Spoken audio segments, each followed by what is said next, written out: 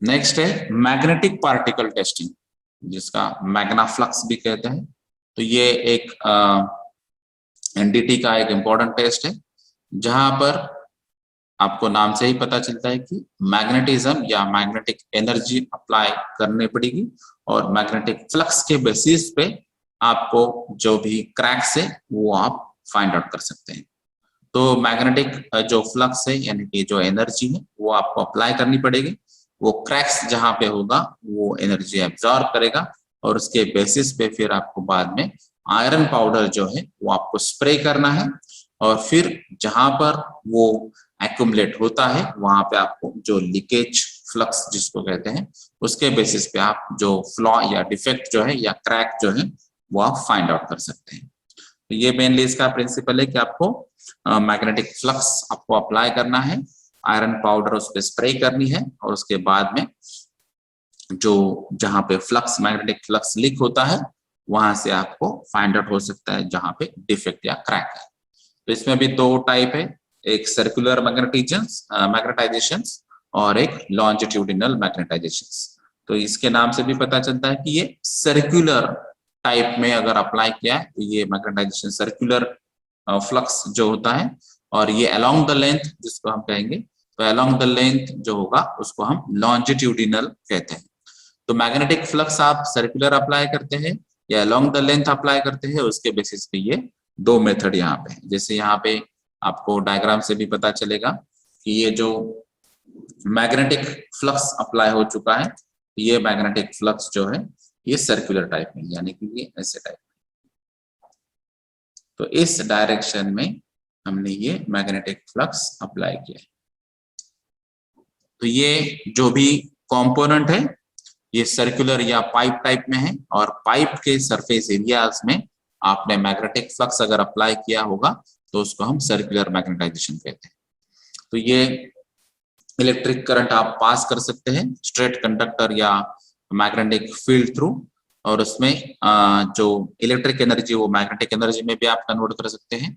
और फिर वहां पे जो मैग्नेटिक लाइंस आती है वो मैग्नेटिक लाइन से आपको पता चलेगा कि एग्जैक्ट यहाँ पे डिफेक्ट कहाँ पे है। तो जैसे यहाँ पे ये आपको इलेक्ट्रिक करंट दिखाई देता है, तो जैसे यहाँ से ये पास होगा उस हिसाब से उसका एनर्जी कम हो जाएगा, और फिर आप ये डिफेक्ट जो है वो फाइंड आउट कर सकते हैं।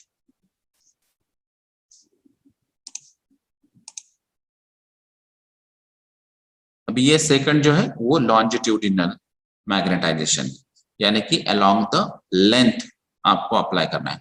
तो पहले जो करंट हमने अप्लाई किया था इस डायरेक्शन में अप्लाई किया था, अभी हमने करंट इस डायरेक्शन में अप्लाई किया है, यानी कि ये along the length magnetic field generate हो चुकी है।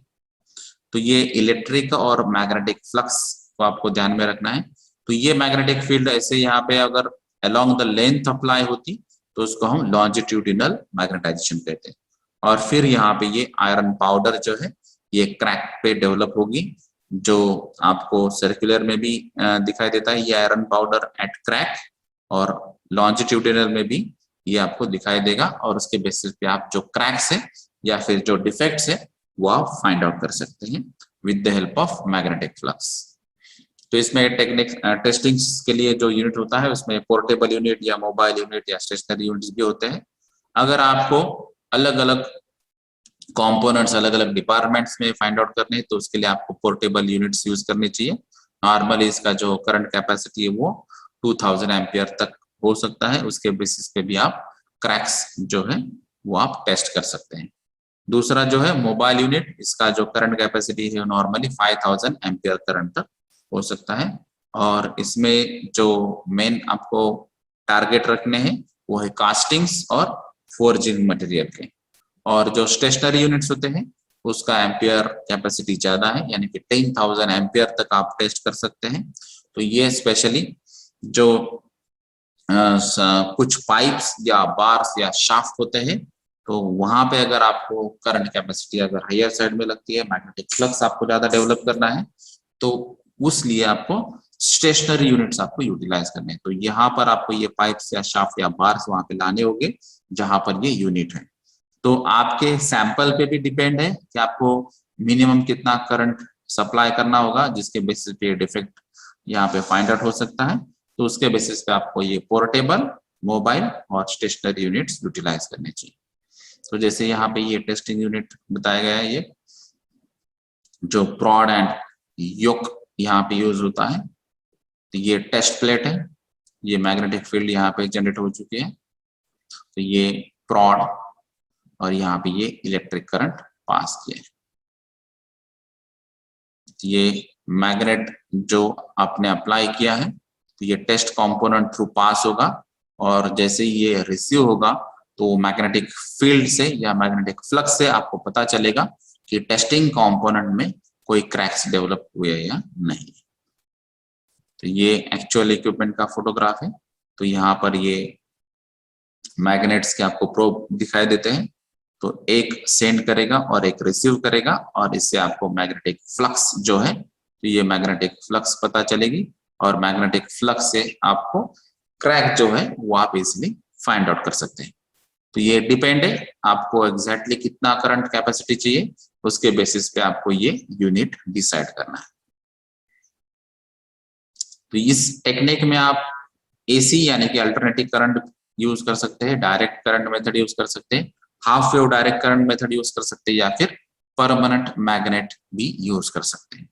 तो ये रिक्वायरमेंट पे डिपेंड है कि आपको एग्जैक्टली क्या करना है। जैसे यहाँ पे अगर आपको जो स्किन इफेक्ट है, जो सरफेस पे आपको फाइंड आउट करना है, तो यहाँ पे जो फाइन सरफेस डिफेक्ट्स होंगे, तो उसके लिए आपको एसी अप्लाई करना चाहिए, यानी कि अल्टरनेटिंग करंट यूज करना चाहिए, और फिर उसके बाद में उसका जो वोल्टेज या करंट होगा वो अलग अलग स्टेजेस में स्टेपिंग डाउन करना पड़ेगा, उसके बेसिस पे आपको रिजल्ट्स आएंगे। और जहां पे आपको लगता है कि एसी की जगह आपको डीसी यूज करना है, तो डायरेक्ट करंट पेनिट्रेट कहाँ पे करेंगे, तो जो मेटल्स जिसमें क्रैक्स 6 mm तक है डेप्थ में, तो वहां पे आपको डीसी यूज करना पड़ेगा। और जहां पे ये जो सरफेसेस है, अगर ये सरफेस एज वेल एज सब सरफेस पे क्रैक्स होंगे, तो ये डिटेक्ट करने के लिए आपको half wave direct current use करना पड़ेगा। तो ये सरफेस और सब सरफेस दोनों जगह क्रैक्स अगर डेवलप हो चुके हैं, तो ये half wave direct current method use करना पड़ेगी। और ये जो नॉर्मली जो शीट्स है या फिर जो थीन फॉइल्स है, यानी कि इसकी थिकनेस बहुत कम है, और फिर भी उसमें अगर आपको क्रैक्स फाइंड आउट करने हैं, तो आपको परमानेंट मैग्नेट का यूटिलाइजेशन करना है। तो ये अलग अलग जो कंपोनेंट के जो डायमेंशंस है उस हिसाब से, या फिर कहाँ पे क्रैक डेवलप हो चुके हैं उस हिसाब से ये अलग अलग मेथड आप अप्लाई कर सकते हैं।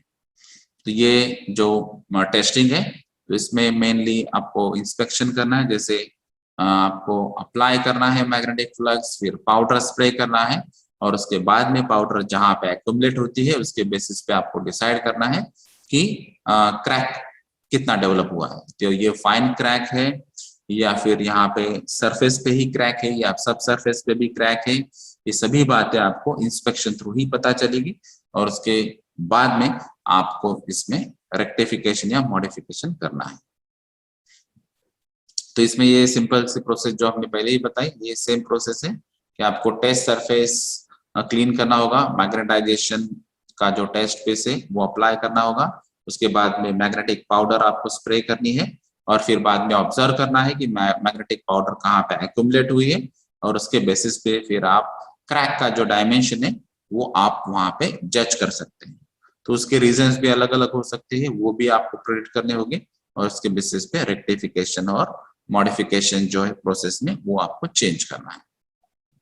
अभी उसके बाद में डीमैग्नेटाइजेशन करना है, जैसे हमने पहले मैग्नेटिक फ्लक्स अप्लाई किया, उसके बाद में आपको जो मैग्नेटिक फ्लक्स है वो रिमूव करना है, उसके बाद में जो भी मेटल पीस या कंपोनेंट होगा वो नॉर्मल एप्लीकेशंस के लिए आप यूटिलाइज कर सकते हैं।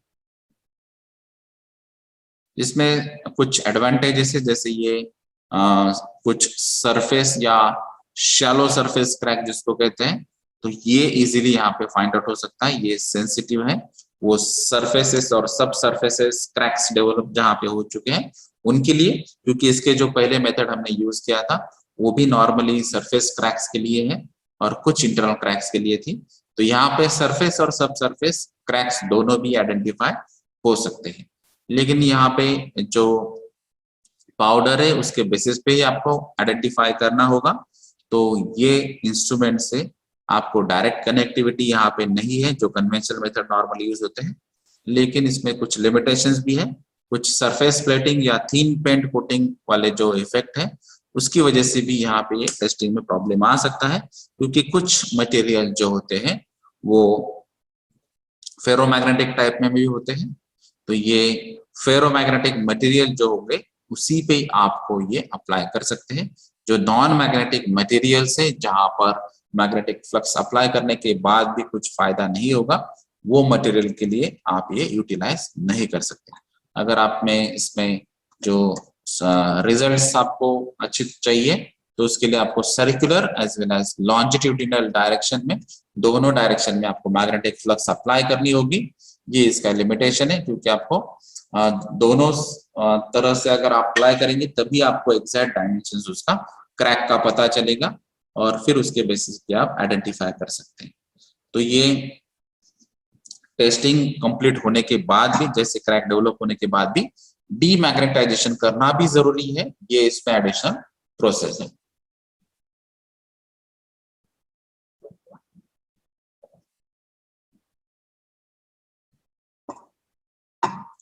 यहाँ पे कुछ लोकल हीटिंग और जो स्पार्किंग है ये भी यहाँ पे पॉसिबल है, क्योंकि हमने मैग्नेटिक फ्लक्स भी अप्लाई कर रहे हैं और इलेक्ट्रिक एनर्जी आप मैग्नेटिक एनर्जी में कन्वर्ट कर रहे हैं।